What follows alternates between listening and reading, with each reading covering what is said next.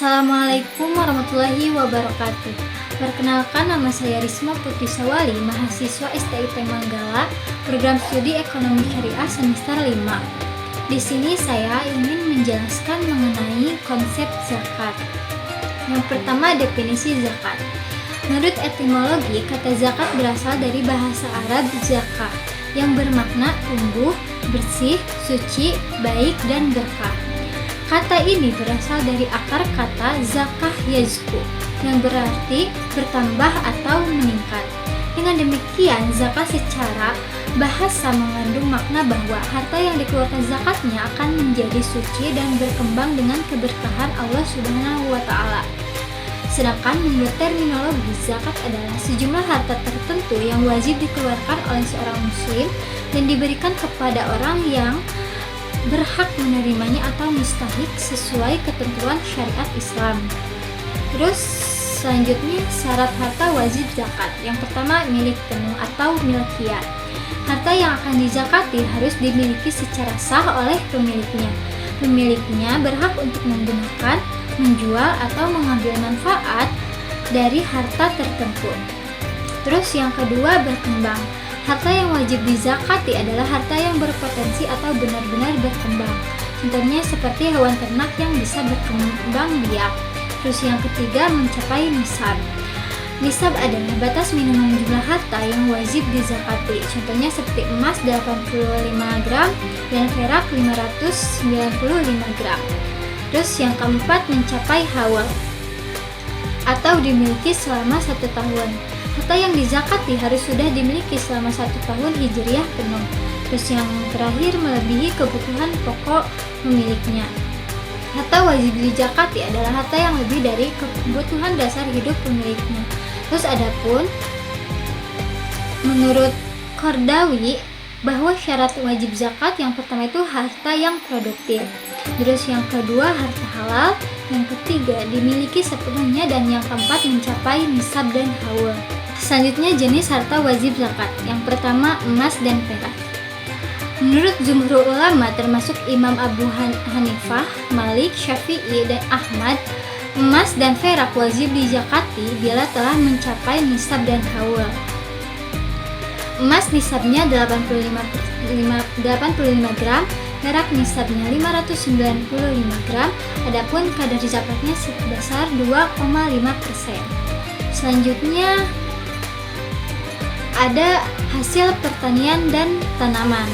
Tanaman seperti gandum, beras, kurma, anggur, dan sejenisnya wajib dizakati bila hasil panennya mencapai nisab 5 wasak, yaitu sekitar 653 kg.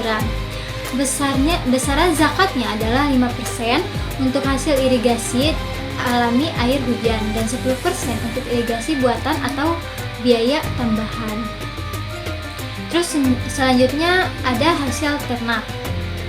Hewan ternak yang wajib dizakati adalah unta, sapi, kambing yang digembalakan, tidak dipakai bekerja, serta mencapai nisab dan haul. Yang pertama, unta. Nisabnya minimal 5 ekor. Di bawah 5 itu tidak wajib zakat. Terus yang kedua, ada sapi atau kerbau. Nisabnya sapi adalah 5 ekor. Di bawah itu tidak wajib zakat. Terus yang ketiga, ada kambing atau domba. Nisab kambing atau domba adalah minimal 40%. Di bawah itu tidak wajib zakat. Terus selanjutnya ada harta perdagangan atau usaha. Harta yang diperoleh dari perdagangan dan usaha wajib dizakati sebesar 2,5%. Jika telah mencapai nisab setara 85 gram emas dan disimpan selama 1 tahun, Al-Mawardi dan Abu Yusuf menegaskan bahwa keuntungan perdagangan termasuk harta yang wajib dizakati.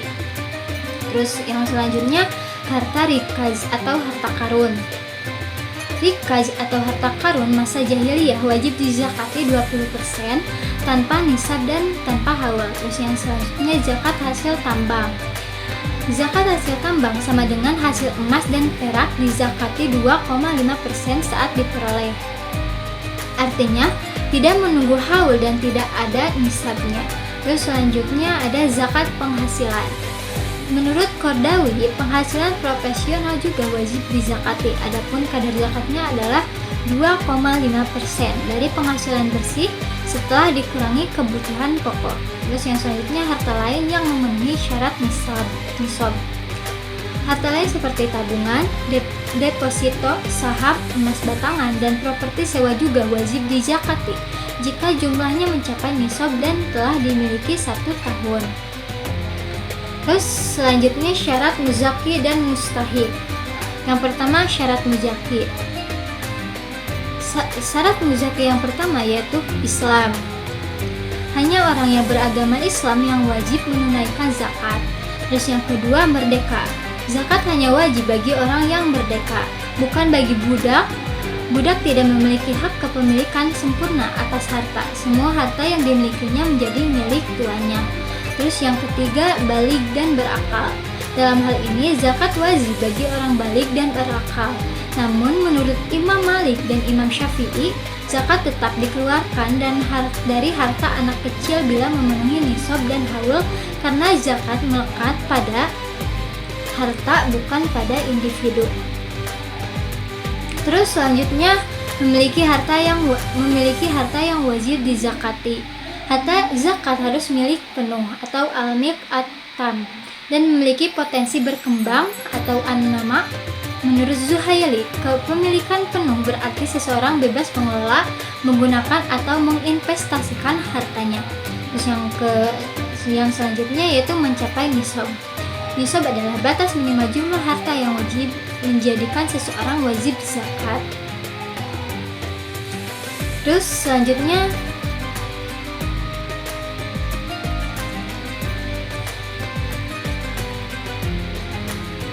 ada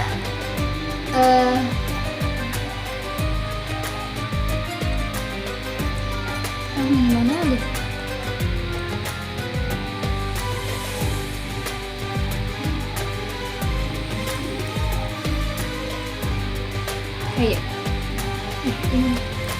Ayo kudu dipotong pasti. Selanjutnya syarat mustahib. Yang pertama beragama Islam. Zakat merupakan ibadah yang hanya berlaku bagi umat Islam, sehingga penerimanya pun harus beragama Islam. Terus yang kedua termasuk ke dalam kategori mustahik zakat. Menurut Qardawi, golongan orang yang termasuk ke dalam mustahik zakat atau orang yang berhak menerima zakat ada 8 golongan.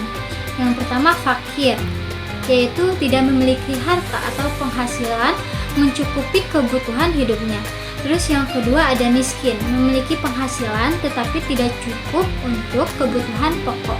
Terus yang ketiga ada amil zakat atau petugas yang mengelola, mengumpulkan dan mendistribusikan zakat. Terus yang keempat mu'alaf atau orang yang baru masuk Islam yang diharapkan keteguhan imannya. Terus yang kelima riqab, hamba sahaya atau orang yang berjuang untuk membebaskan diri dari perbudakan modern. Terus yang keenam gorim, orang yang berutang karena kebutuhan hidup yang mendesak dan bukan untuk maksiat. Terus yang ketujuh fisabilillah, mereka yang berjuang di jalan Allah untuk kepentingan dakwah dan kemaslahatan umat. Dan yang terakhir ibnu sabil atau musafir, yang merantau terus kehabisan bekal dalam perjalanannya.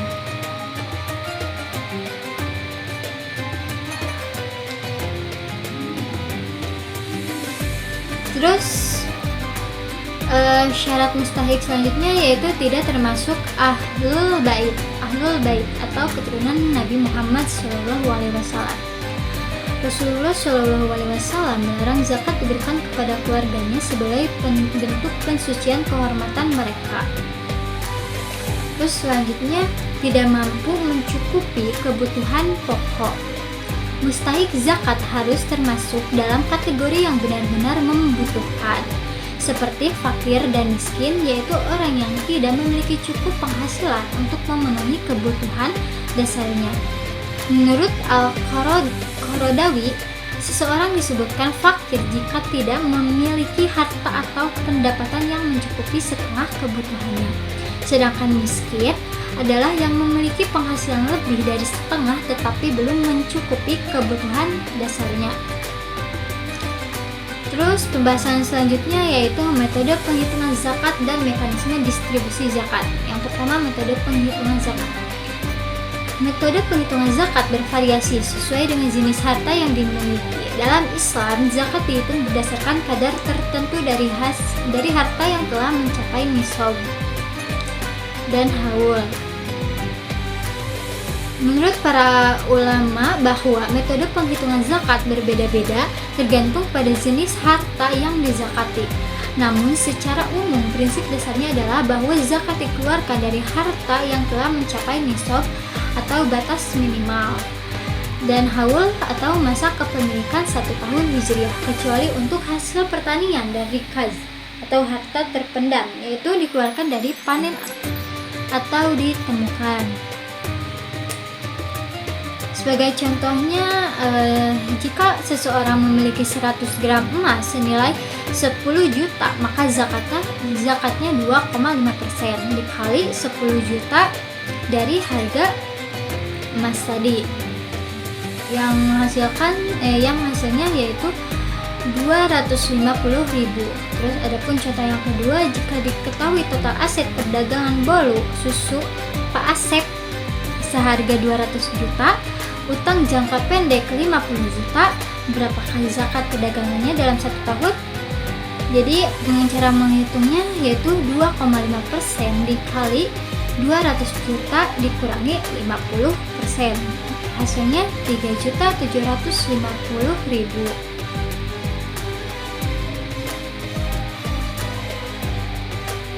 Selanjutnya, materi mekanisme distribusi zakat. Dalam fikih zakat klasik maupun praktik modern, urutan prioritas distribusi zakat antara 8 golongan asnaf tidak bersifat absolut, tetapi sebagian ulama menyarankan prioritas diberikan kepada fakir dan miskin terlebih dahulu.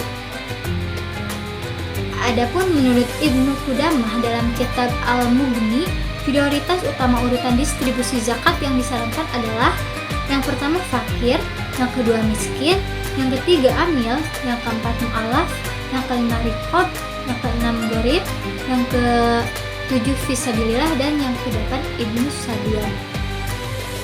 Selanjutnya, mekanisme distribusi zakat dapat dilakukan dengan beberapa cara.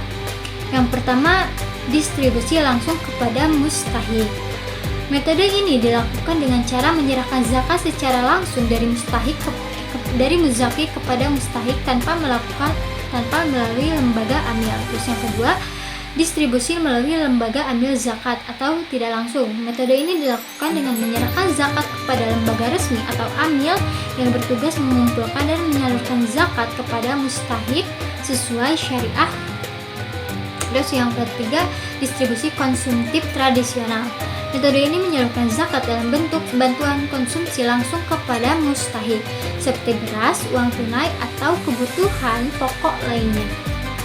Terus yang keempat, distribusi produktif atau pemberdayaan. Metode ini menyalurkan zakat dalam bentuk modal usaha, pelatihan keterampilan, atau alat produktif agar mustahik dapat menjadi mandiri secara ekonomi. Terus yang kelima, distribusi keadilan proporsional atau dalam metode ini zakat distribusikan dengan prioritas tertentu berdasarkan tingkat kebutuhan dan kondisi sosial ekonomi masyarakat. Terus selanjutnya, distribusi wilayah, lokal, dan global. Distribusi lokal zakat disalurkan di wilayah tempat zakat dikumpulkan agar manfaatnya dirasakan langsung oleh masyarakat setempat. Distribusi lintas wilayah dapat dilakukan jika kebutuhan mustahik di daerah lain lebih mendesak. Selanjutnya yaitu peran zakat dalam ekonomi. Yang pertama, zakat sebagai instrumen pemerataan pendapatan. Zakat berfungsi mengalihkan sebagian kekayaan dari kelompok kaya kepada kelompok miskin, sehingga tercipta distribusi kekayaan yang lebih merata. Terus yang kedua, zakat sebagai alat pengentasan kemiskinan. Zakat berperan langsung dalam meningkatkan taraf hidup fakir miskin baik melalui bantuan konsumtif maupun program pemberdayaan produktif. Terus yang ketiga, zakat sebagai pendorong pertumbuhan ekonomi. Zakat mendorong perputaran harta dalam perekonomian karena mengurangi penimbunan dan meningkatkan sirkulasi uang dalam masyarakat. Terus yang keempat, zakat sebagai sumber dana pembangunan sosial. Zakat dapat menjadi sumber pembiayaan sosial dan ekonomi umat seperti pembangunan pendidikan, kesehatan, dan pemberdayaan masyarakat. Terus yang kelima, zakat sebagai pengendali ketimpangan sosial. Dengan mendistribusikan harta secara proporsional, zakat mampu menekan kesenjangan antara kelompok kaya dan miskin sehingga menjadi stabilitas sosial dan politik ekonomi. Sekian yang bisa saya sampaikan. Terima kasih. Wassalamualaikum warahmatullahi wabarakatuh.